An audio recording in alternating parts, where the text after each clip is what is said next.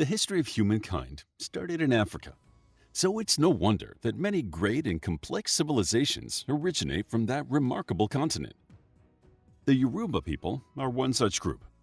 This dynamic culture continues to spread today, extending its influence across America and beyond. Today, the Yoruba make up around 21% of the population of Nigeria and are the largest ethno-linguistic group in sub-Saharan Africa. The term Yoruba is often used to describe speakers of the Yoruba language, rather than an ethnic group. While they have only been defined as Yoruba since the 19th century, the tribe has been around for much longer and was previously known by a variety of names. Europeans knew them as Aku or Akun. In Spanish-speaking America, they were called Lukumi. In other Spanish and Portuguese regions, they were referred to as Nago, Anago, and Ana. Although their recorded history only dates back to around the 15th century, the tribe is undoubtedly pre-Christian, having their own creation myths and religion. Some believe the Yoruba community evolved around 4,000 years ago on the west side of the Nigre-Benue confluence.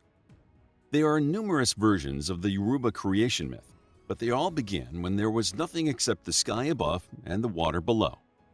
They believed in several godlike beings, including Olorun, who lived in the sky, and Olokun, who ruled the waters.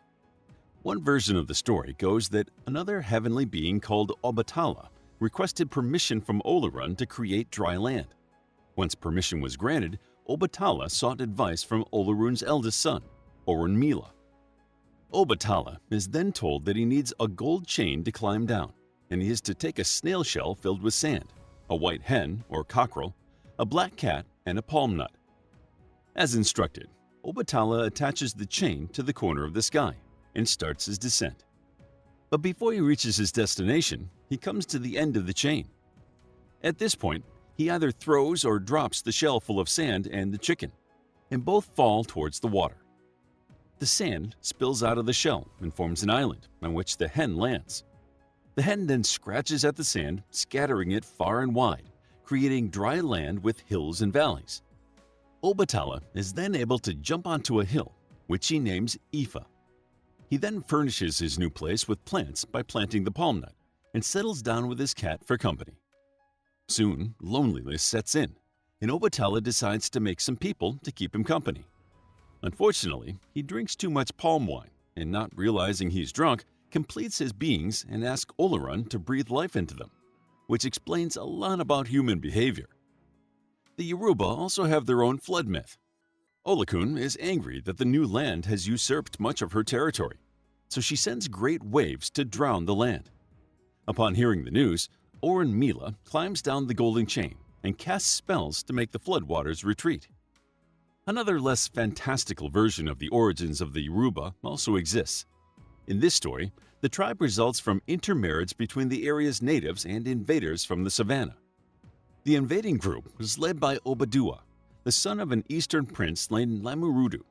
Obadua's descendants went on to found other kingdoms, including Ketu, Popo, Benin, and Sabe. The historical evidence of the origins of the Yoruba loosely follows the legend. That is, that newcomers came into the area now known as Yorubaland and settled. Evidence suggests that the region has been populated since the Stone Age, and newcomers may have arrived when Ife, Ekiti, and Ijebu experienced a population boom. Legend states that these newcomers came from Arabia, and this legend is supported by the percentage of Yoruba customs found along the Middle Nile, including those from the ancient kingdom of Kush. Others theorize that Yoruba were already fully established in the area by 300 BCE. This hypothesis postulates that the expansion was due to a period of drought, which caused tribes to look for new fertile lands. It is thought that Ife was inhabited since at least 350 BCE, and its name translates as the House of Expansion, suggesting it was built during a period of culture or population growth. Ile Ife is still considered to be a holy city to the Yoruba. It was the capital of their thriving kingdom during the early 11th century and remained the center of the Yoruba world until around the 15th century. The town is best known for its artwork, first producing natural terracotta and copper alloy sculptures, before advancing to bronze and iron items using the lost wax technique. Another feature unique to Ife is its decorative pavements and courtyards, embellished with pottery shards. A custom said to have originated by the 21st Uni of Ife, Queen Luwu, who was the only female monarch of Ife to date. Another technology that was unique to Ife was glass manufacturing. This industry mainly centered on manufacturing beads, which served as the primary currency of the region's rich and powerful. New methods and political ideas soon transformed the area. By 1000 CE, the Yoruba had developed interconnected towns that were dependent on each other and politically linked by a loose confederacy. The forest farming area was converted into a more urbanized society that was united, yet each state governed itself. This separation allowed different systems of government to work together. While a traditionally hereditary monarchy ruled some areas, others allowed for the election of any freeborn male citizen into power. Ife reached the height of its development in around 1300 CE, and the number of Yoruba settlements had also increased by this time, spreading the language across West Africa. Another powerful Yoruba state sprang up around the same time, that of the Oyo Empire, based in the West African savanna. Due to their position, they could use horses that could not live farther south due to the tsetse fly. Their mounted army was then able to extend the Yoruba culture across modern-day northern and western Nigeria. Although the empire did not make it to the coast, it subdued the Dahomey and Alata kingdoms, gaining access to European trade. Around 1380, long periods of drought signaled the beginning of the end for the Ife Empire. This drought was compounded by internal crises and other political disturbances, such as the collapse of the Mali Empire. A period of instability followed, and the region did not fully recover until the 16th century, when Oyo, now one of the most powerful Yoruba empires, began to champion regional cooperation. During the 17th and 18th centuries, the Yoruba and the Oyo Empire started participating in the emerging global economy through the profitable transatlantic slave trade. Oyo's traditional position was that of brokers and traders between the Hausas to the north and the Yorubas to the south. Enslaved people were used as farm laborers, but if there was a surplus of labor, they would be sold on the Atlantic coast. Enslaved people would be traded for cowrie shells, tobacco, and weapons. It has long been theorized that guns for enslaved people created a cycle in which more guns caused more internal fighting, resulting in more enslaved people with which to trade. This monetization had a profound effect on the Yoruba society. Towards the end of the 18th century, Oyo had become economically reliant on the slave trade. When Britain abolished the trade of enslaved people to the colonies, the Oyo Empire suffered from a decline in income and authority that prompted some subjects to rebel.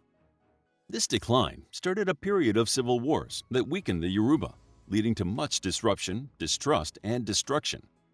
By around 1835, most of the areas controlled by the Yoruba were embroiled in bitter power struggles. New power centers at Ibadan, Abeokuta, Owo, and Warri vied to control trade routes and continued acquiring enslaved people despite the British withdrawal and their subsequent blockade of the coast. The British attempted to encourage trade in palm oil for weapons, unknowingly contributing to the internal slave trade, as enslaved laborers were used in all stages of palm oil production. The conflict that raged amongst the Yoruba paved the way for Britain's colonization of Nigeria, and the fractured groups could not mount a coordinated resistance. As the British were intercepting slave vessels and liberating enslaved people, many of those emancipated acted as agents to missionaries and British traders, allowing them to gain access to areas in Nigeria. The British slowly gained influence in the region, controlling trade with the creation of the Royal Niger Company and then taking the country by force. In 1892, the British clashed with the Yoruba group called the Njebu, but the Yoruba as a collective were exhausted after years of civil war and unable to resist the colonists successfully. Nowadays, most Yoruba men are farmers, growing maize, millet, yams, and other subsidiary crops for food, and cocoa as a cash crop. Many Yoruba are also traders or craftsmen, and traditionally the Yoruba were amongst the most productive and skilled artisans in Africa, working in leathercraft, ironmongery, carving, weaving, and glassmaking. As well as artists and craftspeople, the Yoruba are great storytellers, and their language has produced many poems, proverbs, and myths. While women don't engage in much farm work, they control a lot of the complex market system, and their status is not dependent on their husbands, but on their own position. The Yoruba have never been a single political unit, and there has always been much social and political diversity, although they share many basic principles. Christianity and Islam have markedly impacted the Yoruba, with many converting to these religions. However, aspects of their traditions remain even with those who no longer practice the Yoruba religion. Today, the Yoruba culture has spread far beyond Africa. Many scholars suggest that this was due to the slave trade sending members of the Yoruba to the Americas. Some speculate that the Yoruba were some of the last people to become enslaved and sent across the Atlantic. Because of this, their culture survived and thrived amongst the enslaved people. Numerous enslaved families had already lost touch with their roots and traditions due to the suppression of African culture in the Americas. When the slave trade ended, many gravitated toward the Yoruba culture as a way to connect with their ancestors. However, there could be another reason that assuming a Yoruba identity was so prevalent. Openness to other cultures was a feature that made the Yoruba so successful in Africa, and could be how it managed to spread so effectively. Like Christianity, the Yoruba culture can absorb elements of other religions and societies while remaining distinct and true to itself. Traditionally, the Yoruba people have been characterized as an ethnic group that lives in West Africa. However, the lure of their culture has caused many outside the area to identify with it. Yoruba are not defined by belief, having integrated Christianity and Islam into their society alongside traditional ideas. Since the origin of the tribe, they have built a culture of expansion, first through West Africa and then to the rest of the world. Many previously enslaved people and their descendants have found solace in Yoruba traditions, despite links to the trade. In recent years, Yoruba have begun to find their roots again, and a resurgence of the culture has seen Scandinavian countries approve of teaching the Yoruba language in schools. The reconnection of African Americans with the Yoruba has meant that it has found its way into U.S. popular culture, with Beyoncé styling herself after the Yoruba goddess Oshun. The Yoruba are fascinating, diverse, and complex people who will likely continue to thrive as they have done for centuries. Like any successful culture, they are adaptable while still keeping their identity and retaining a passion for their heritage.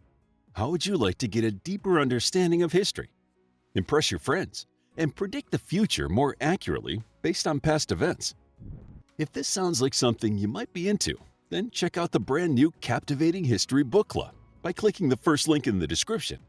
To learn more about the Yoruba people, check out our book, The Yoruba People, a captivating guide to the history of the Yorubas and Yoruba mythology. It's available as an ebook, paperback, and audiobook. If you enjoyed the video, please hit the like button and subscribe for more videos like this.